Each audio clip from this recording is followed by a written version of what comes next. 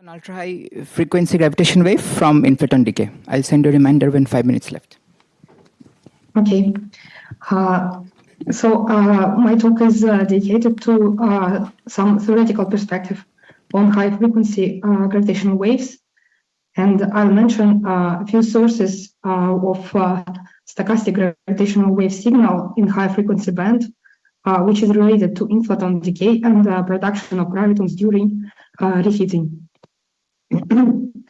First of all, when the realization of inflation and reheating in the early universe, and the simplest way would be to utilize a single scalar field. Then during inflation, it slowly rolls down towards the minimum of the potential, and after inflation, it starts oscillating and potentially producing standard model particles, this way reheating the universe.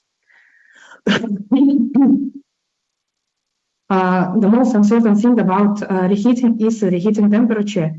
It is not observables are not very sensitive to that. So we still don't know how fast reheating happened in the early universe.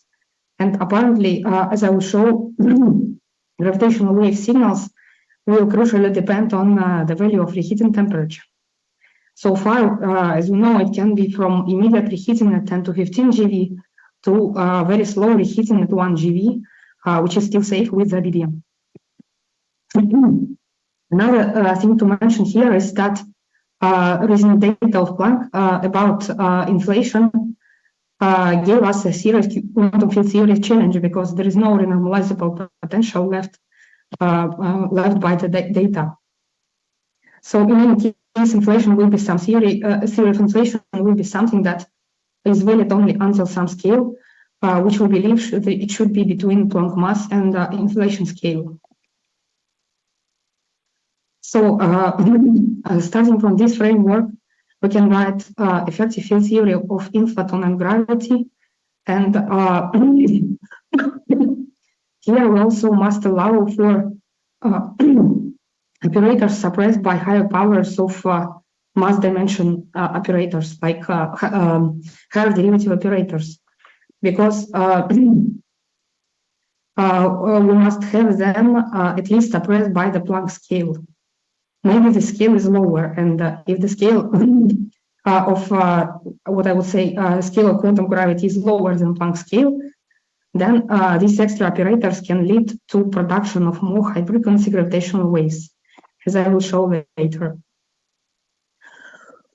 There are several effects which can happen in the early universe.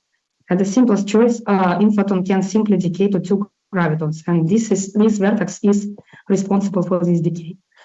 The rest of the terms do not contribute to this kind of process.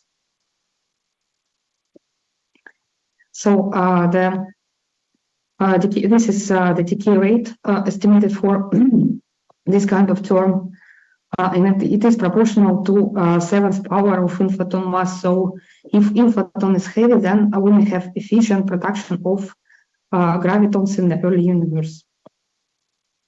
And imagine reheating in the early universe happens through decay of inflaton to standard model particles, and in particular to Higgs bosons. Then this kind of terms, this one will be responsible for reheating, and this one, together with potentially possible term which is suppressed by, which contains more derivatives, they will lead to so-called bremsstrahlung process, where the one graviton can be emitted during the inflaton decay to standard model Higgs. And these operators are more or less all that can produce gravitons in the early universe. Other operators will be suppressed by higher powers of different scales, like unitary breaking scale lambdas. Let me mention here that results I will present are valid for any UV completion for quantum gravity. So they are model independent in the sense that whatever UV completion is, string theory or field theory for gravity, once it's brought to the form presented here, then we can just compute the results for graviton production in the early universe and corresponding gravitational wave signal in the high frequency range. So let me present some simple results. First of all, Planck-suppressed operators do matter if reheating temperature is low. If reheating is delayed, then there is enough time to produce gravitons, and these produced gravitons will mainly contribute to so-called dark radiation component, which is constrained by CMB. And if reheating temperature is as low as 1 GeV, then the inflaton cannot be heavier than the 13 GeV, because otherwise we'll have overproduction of dark radiation in the form of gravitons.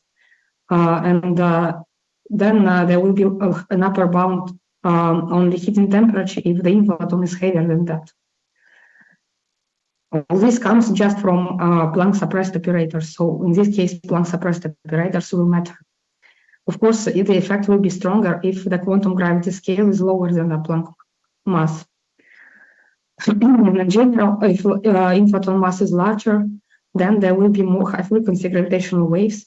And even when plotted with, on top of detection proposals for high-frequency gravitational waves, I guess there are experts here in all of these detection proposals. And just for comparison, for production of inflaton decay of gravitons during the process of inflaton decay, we can get this kind of course slightly touching High-AXO experiment. So this looks very promising, and even this kind of tiny effect like inflaton decay to gravitons can really matter for high-frequency gravitons. Let me proceed with a review on another process called bremsstrahlung. It means that graviton can be emitted during inflaton decay to matter. These two diagrams are relevant for this process. The other diagrams suggest zero.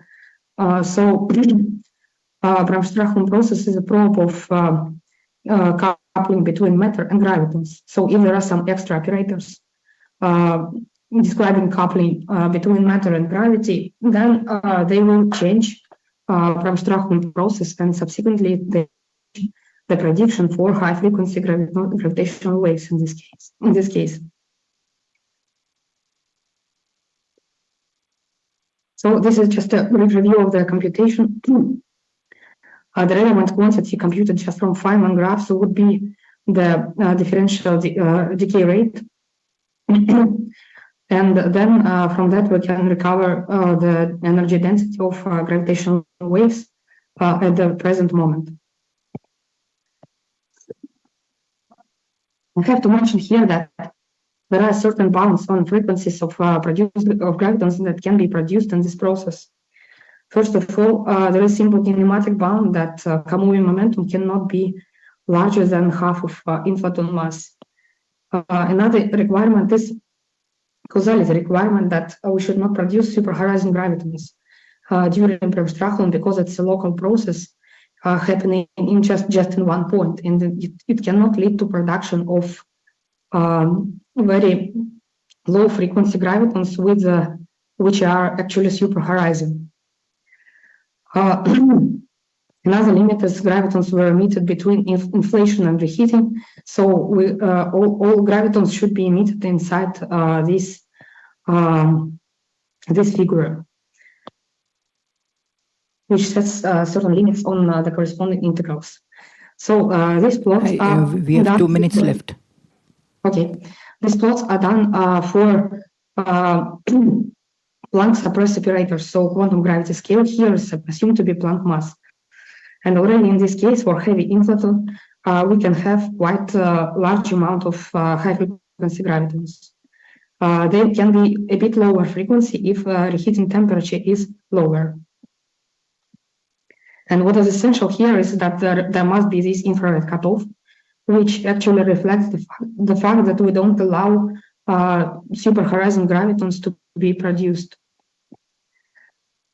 If quantum gravity scale is lower, then these curves will get higher correspondingly. And what I can say is that for UV cutoff scale of the theory, like of order 10 to 15 GeV, and for higher heating temperature, there could be already some challenges with the production of high-frequency gravitons and with the limit on effective number of relativistic degrees of freedom. So from this effect, we can get reheating-dependent bounds on quantum gravity scale, which are quite strong. So let me come to conclusions. So let me mention that high-frequency gravitational waves can be sensitive to quantum gravity effects, even to Planck-suppressed operators. Perturbative decay of inflaton to gravitons can be non-negligible for low reheating temperatures. This will cause production of high-frequency gravitational waves. Graviton bremsstrahlung during reheating can also provide a sizable high-frequency gravitational wave signal, especially if quantum gravity scale is lower than Planck mass. So this way we can get reheating-dependent constraints on this unitarity breaking scale for gravity. Thank you for your attention. Okay.